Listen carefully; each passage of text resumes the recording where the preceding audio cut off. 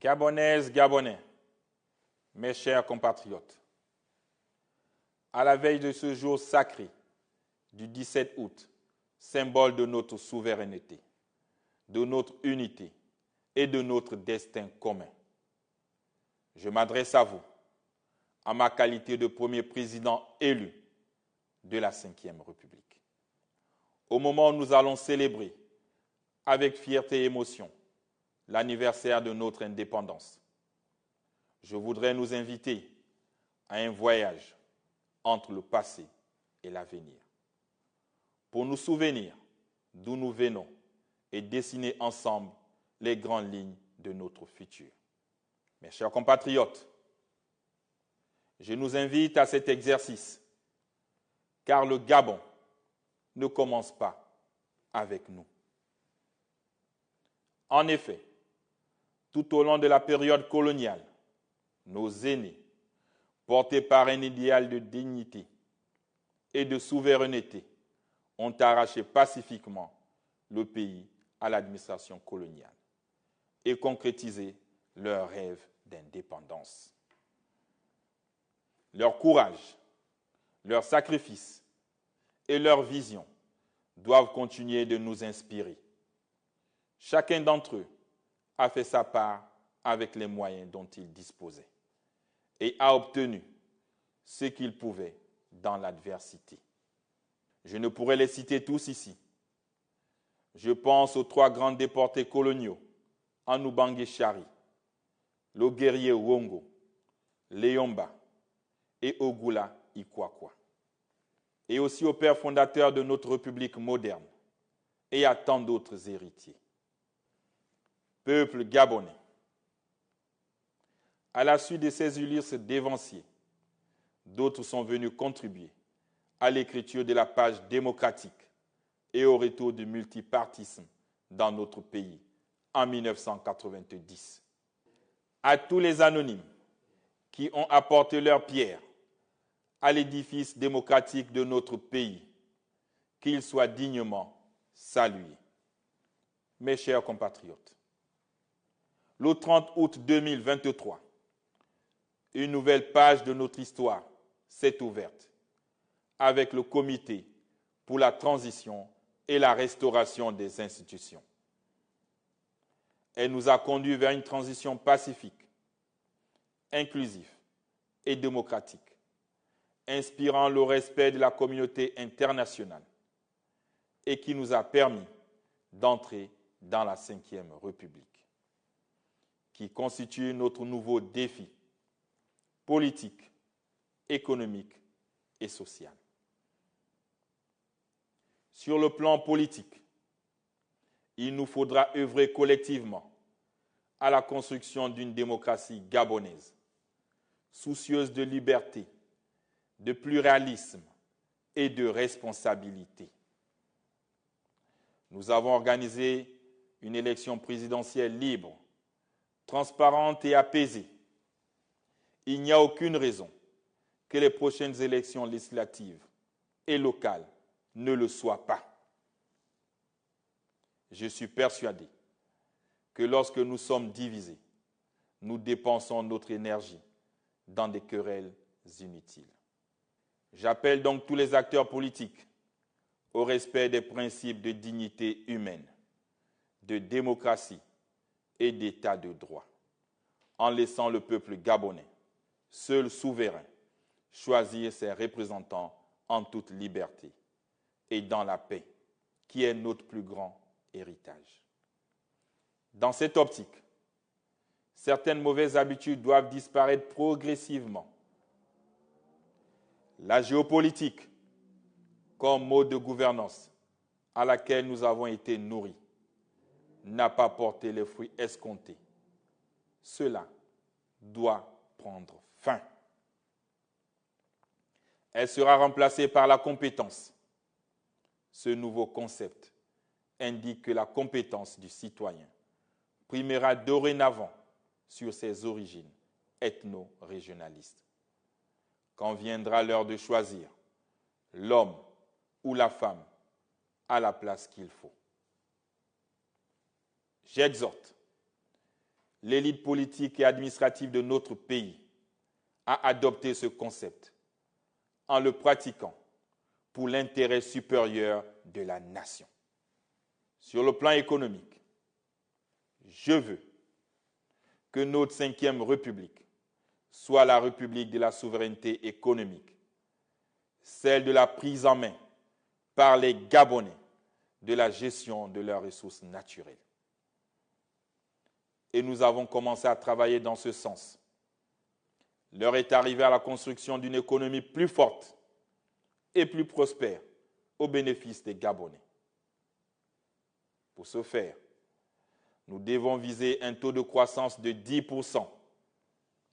Cela impose discipline, ardeur au travail, probité, cohésion et méthode à ceux qui nous accompagnent dans l'exploitation de nos nombreuses ressources naturelles. Sachez que le Gabon est plus que jamais une terre d'opportunités où chacun peut récolter les fruits de ses investissements, mais à une condition fondamentale, celle du partage de production, gagnant-gagnant, créateur d'emplois et de richesses. Sur le plan social, chacun peut reconnaître que beaucoup a été fait pendant la transition. Nous avons réglé de nombreuses dettes sociales. Nous avons sorti le Gabon de la torpeur économique. Et nous avons mis tout le pays en chantier ces 2 dernières années. Il s'agit là d'un effort énorme dont nous devons tous avoir conscience. La période de transition nous a permis d'expérimenter un plan d'urgence de développement dont nous avons commencé à récolter les fruits. Dès à présent, l'action socio-économique de l'État va être axée autour du plan de développement communautaire qui couvrira la période 2026-2032 sur la base des politiques publiques cohérentes, fondées sur des données correctes et visant un développement harmonieux et durable.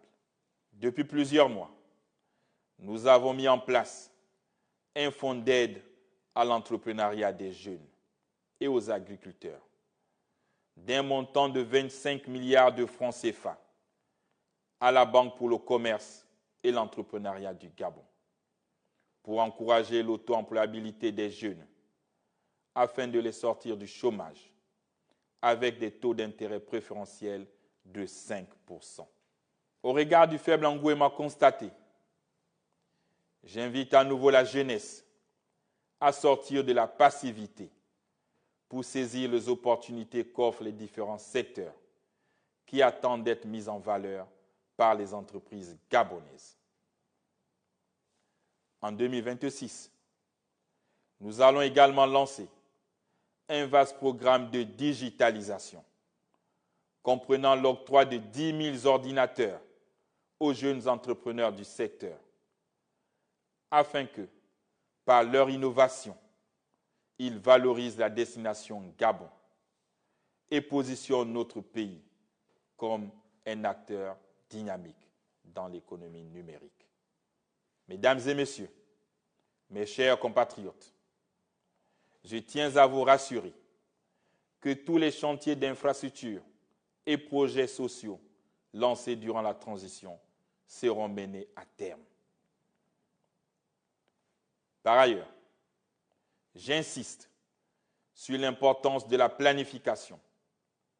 Nous ne pouvons tout réaliser simultanément et partout à la fois. Il nous faut concevoir une stratégie fondée sur des priorités de notre développement, puis l'exécuter avec pragmatisme et réalisme. Cette approche méthodique est un impératif nécessaire. Planifier, c'est organiser selon un plan et des méthodes déterminées, loin des passions et des subjectivités. Dans notre démarche de planification stratégique, aucune région du territoire national ne sera oubliée. Chaque province bénéficiera équitablement du développement, selon un planning maîtrisé et cohérent. J'en fais le serment. Peuple gabonais, mes chers compatriotes, le Gabon, notre cher pays, est une terre de richesse naturelle, de culture plurielle, d'hommes et femmes talentueux, malgré les nombreux défis auxquels nous faisons face. Nous devons rester unis et déterminés à bâtir un avenir meilleur pour nos enfants.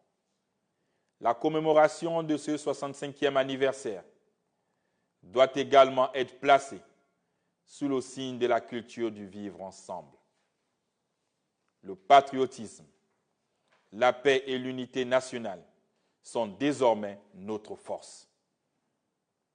Nous devons montrer qu'au-delà de nos différences, nous sommes avant tout les fils et filles du Gabon. Plus que jamais, c'est ensemble que nous relèverons les défis de la diversification économique, de la production et de la transformation locale, de la justice sociale, de l'éducation et de la préservation de notre environnement. Mes chers compatriotes, si le Seigneur ne bâtit la maison, les bâtisseurs travaillent en vain. C'est avec cette foi, en la bénédiction divine sur nos œuvres, que je salue les efforts de tous les travailleurs infatigables, les jeunes porteurs d'innovation, les femmes engagées, les anciens qui nous guident par leur sagesse. Je crois en votre patriotisme. Dans ce Gabon nouveau, chacun de nous a un rôle à jouer dans l'édification d'un pays plus juste, plus prospère et plus solidaire. Sans ignorer le passé, tournons-nous vers l'avenir avec confiance, détermination et ambition. Investissons dans l'éducation de nos enfants, dans des infrastructures durables, dans une gouvernance transparente et inclusive. Gabonaises, Gabonais, mes chers compatriotes, célébrons notre indépendance en réaffirmant notre attachement à la patrie. Vive le Gabon! Vive la Ve République! Que Dieu et les mains de nos ancêtres nous guident, nous assistent et nous préservent.